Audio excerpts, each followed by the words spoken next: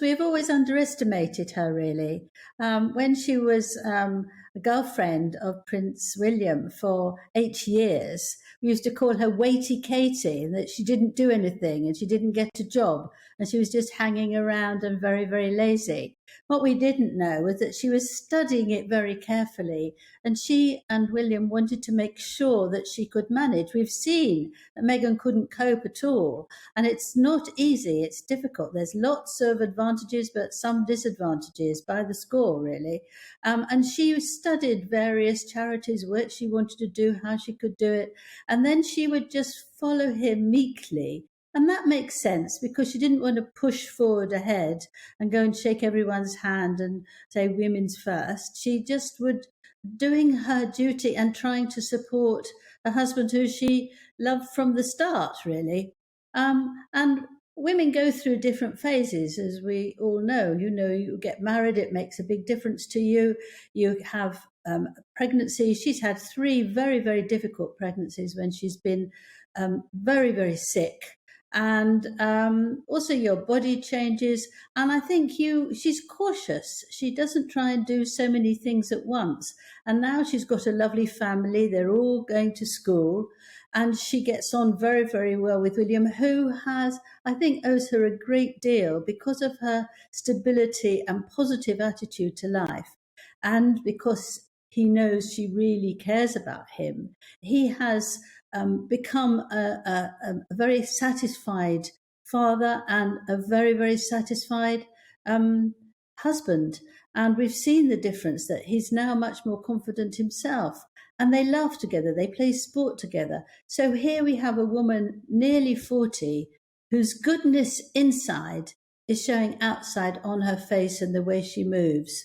And I think it's a terrific role model for many women, actually, that you don't have to rush, you don't have to push forward, you don't have to be the hare in the tortoise fable. You can take it in your stride and grow more beautiful, more accomplished. What I find awful is that a lot of people have said that she is copying Meghan and that's why she's looking better. I think it's extremely patronising, and that the only thing she would be really keen about Meghan is that she's no longer part of the working royals, and she can be herself. I think we're hearing more and more how difficult Meghan was, and Kate can now relax and be herself with William, who is also relaxed. Angela, what you're completely right. When I see them together, you definitely see that they're both very confident and happy. You can see the love that comes out of each other's eyes. There's no egos there, which I love, because for Kate to turn up in that dress, I mean, she outshone even the most glamorous of Hollywood stars. So, and for him to be happy for her to wear that dress, you could see how proud he was of her.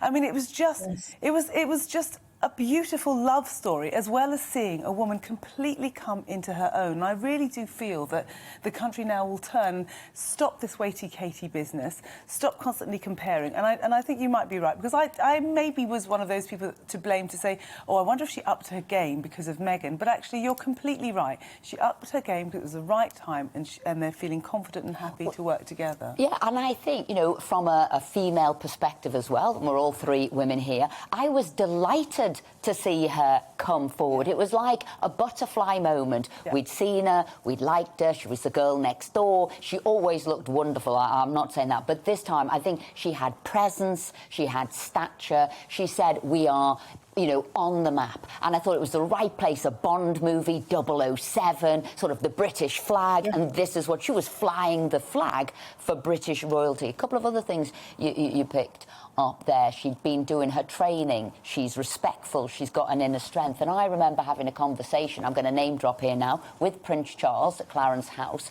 and it was just after the wedding. And remember, before that we'd had Annus Horribilis, there'd been lots of negative stories, and I did say, I think this lady, Kate, in a way, I'm not saying saved the royal family, but gave them a new lease of life. And she did, and then it was kind of quite prim Kate for a little while. And again, I think she stepped up her game again. Where do you think she goes from here, Angela?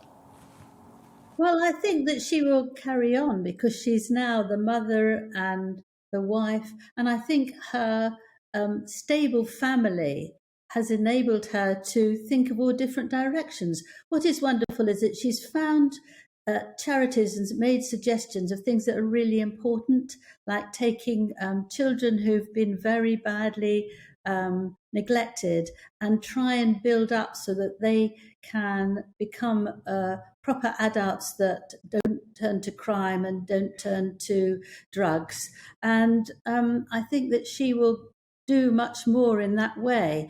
She's got her voice now and she can say what she thinks. She was, of course, the one who thought up doing mental health for the Royal Foundation, which was a tremendous success.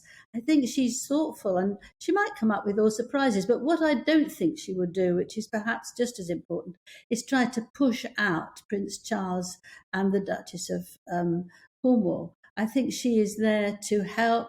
We saw a very loving couple of kisses she gave Prince Charles, which were very comforting, I felt, and that she wanted to show that she does care about him and understands that he's going through quite a lot at the moment. And she seems to be getting on very well with her stepmother, who doesn't push herself so much to sort of start telling her what to do and how to do things. I think she feels that she's in a really good place, and from that she can grow with whatever's necessary. But her main thing, just as it is the Duchess of Cambridge, is to help their husbands. They've got huge weights on their shoulder, and she does that with naturalness and generosity. So she may be incredibly powerful, but she won't use that as a weapon against anybody within the royal family. Of that, I'm sure. Welcome to the GB News YouTube channel. You can watch us live 24 hours a day, catch up on your favourite shows, and join in the conversation in the comments below. Don't forget to subscribe and you'll never miss any of our exclusive content.